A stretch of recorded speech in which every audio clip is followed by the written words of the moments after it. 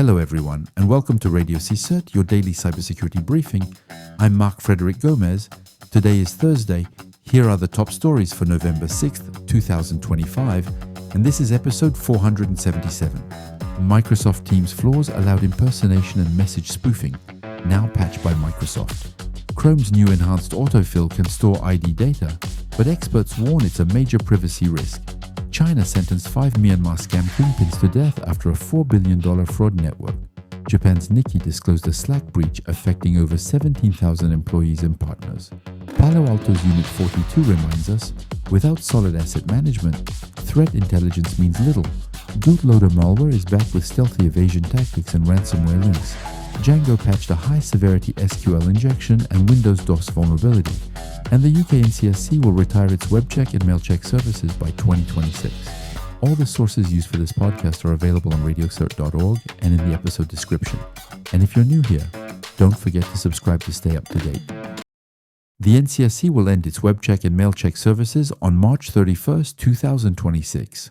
Launched in 2017, these tools were designed to identify vulnerabilities and misconfigurations in websites and email infrastructures of public organizations.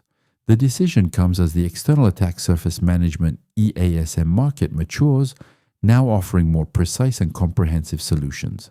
These commercial tools provide visibility across exposed assets, DNS configurations, certificates, and vulnerable services.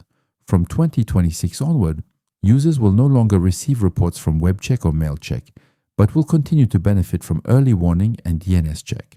The NCSC recommends transitioning to a commercial EASM solution using its official buyer's guide, which outlines key selection criteria such as attack surface coverage, web and email risk analysis, and integrated reporting tools. The agency also encourages organizations to use the Check Your Cybersecurity service to verify two critical aspects: protection against spoofing and email privacy.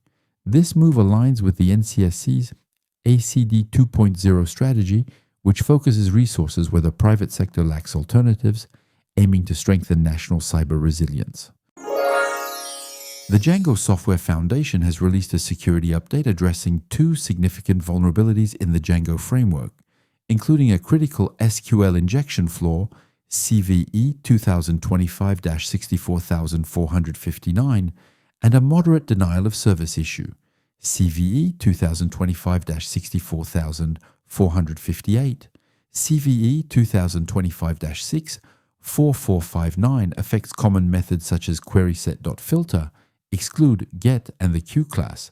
It exploits the underscore connector parameter when used with an unsanitized dictionary, allowing an attacker to inject malicious SQL code that could alter, exfiltrate, or destroy data depending on application permissions. The flaw, responsibly disclosed by researcher Cybersecurity, impacts Django versions 4.2, 2.5.1, 5.2, and the upcoming 6.0. CVE 2025-64458 affects HTTP redirects on Windows due to slow Unicode normalization, NFKC, in Python. An attacker could exploit this behavior with URLs containing excessive Unicode characters, causing high CPU usage or even a denial of service. Discovered by Seok-chan Yoon, the issue is rated moderate. Patches are available in Django 5.2.8, 5.1.14, and 4.2.26, as well as the main and 6.0 beta branches. Administrators are urged to update immediately to mitigate exploitation risks. After a 7-month hiatus, the Gootloader malware loader is back with new evasion techniques. This JavaScript-based loader spreads through compromised or attacker-controlled websites posing as platforms offering free legal document templates. Through SEO poisoning, these sites appear at the top of search results for queries like contract or NDA.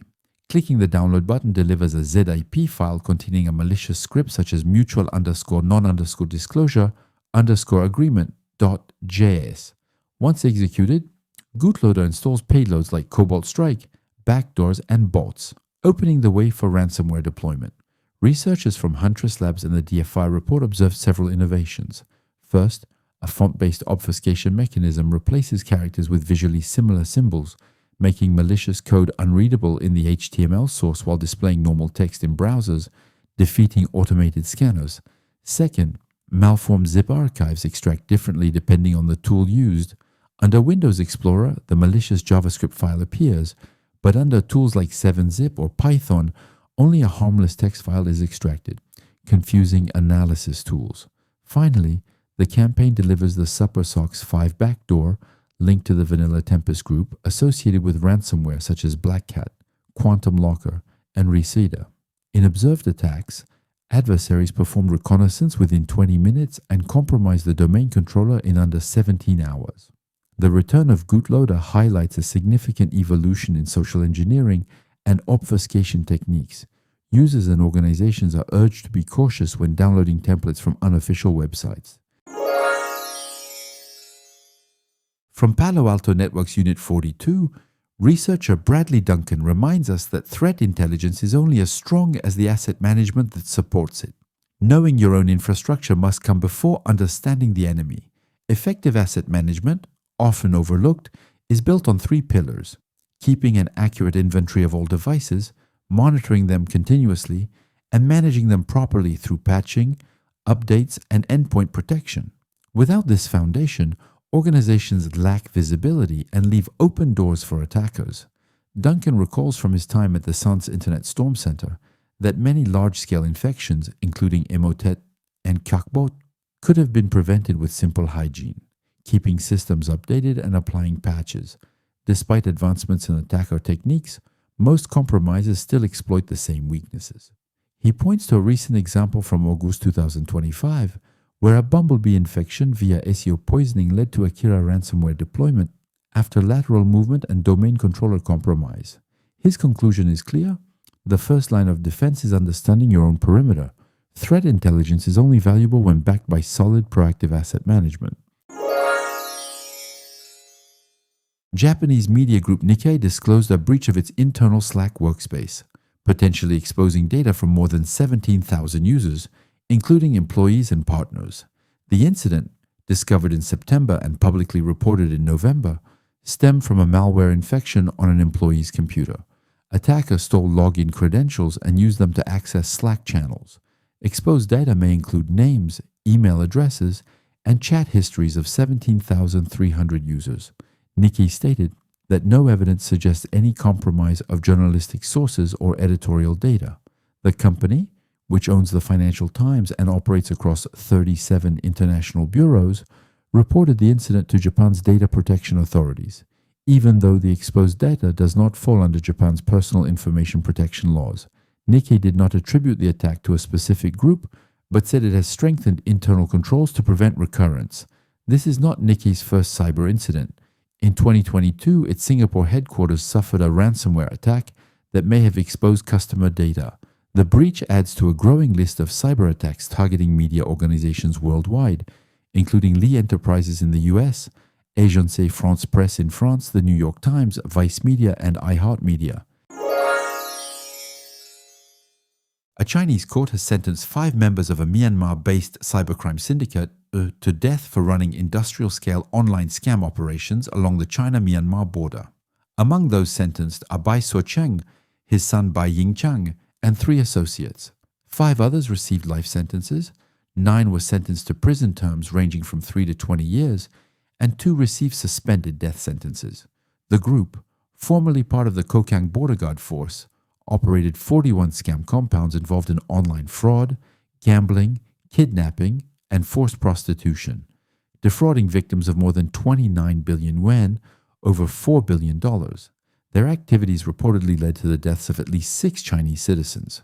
This ruling is part of Beijing's cross-border crackdown launched in 2023 against scam centers targeting Chinese citizens from Myanmar, resulting in tens of thousands of arrests. In September, 11 members of another crime family, the Ming Syndicate, were also sentenced to death. Myanmar remains a global hub for so-called pig butchering scams, which combine romance fraud and investment schemes. Recently, Myanmar's military claimed to have demolished buildings within the infamous KK Park compound, while Thai authorities detained more than 1,600 people fleeing from scam centers.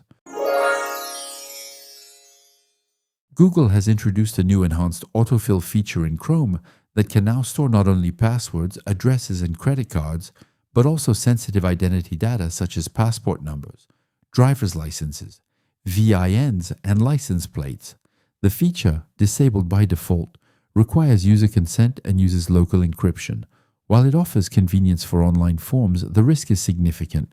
Chrome holds over 73% of the global browser market, making it a prime target for cybercriminals.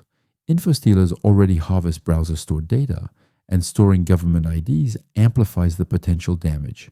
Even with encryption and confirmation prompts, an attacker who compromises a session, accesses an unlocked device, or installs a malicious extension could steal this data. Experts warn that retrieving your passport manually is still safer than trusting a browser autofill. Instead, users should rely on dedicated password managers, which are independently audited, isolated from browsers, and designed for secure storage. Additional recommendations include keeping browsers updated, using real-time anti-malware, and enabling two-factor authentication or passkeys for critical accounts. The bottom line, the more your browser knows about you, the greater the risk when it's compromised. Researchers at Checkpoint Research uncovered 4 critical vulnerabilities in Microsoft Teams that allowed attackers to impersonate users, edit messages without trace, spoof notifications, and forge caller identities during calls. These issues, now fixed, exposed over 320 million users worldwide. Both external guests and malicious insiders could exploit them, undermining trust in corporate communications. Attackers could appear as CEOs or financial officers, manipulate messages, or send fake notifications designed to trigger urgent responses. The flaws included invisible message edits by reusing internal message IDs to bypass the edited tag, notification spoofing by altering the display name field, name changes in private chats via the topic parameter, caller identity forgery by modifying the display name field in call requests. These weaknesses enabled phishing, fraud, and misinformation campaigns, particularly targeting remote work environments. Microsoft acknowledged and fixed the main vulnerability, CVE 2024-38197, between May 2024 and October 2025. Checkpoint emphasizes that collaboration platforms alone are not sufficient for security. Organizations should adopt zero trust access controls, advanced threat prevention, DLP policies, and out-of-band verification for sensitive communications. The research underscores a growing risk, exploiting trust and collaboration tools as a new vector for social engineering and insider compromise.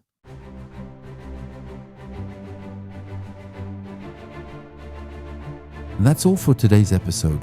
I hope this briefing helped bring clarity and insight into the latest cybersecurity developments. You can share your feedback by email at RadioCSIRT@gmail.com. We'll be back tomorrow with a new episode. Until then, don't think, just patch. Take care and see you tomorrow. Bye.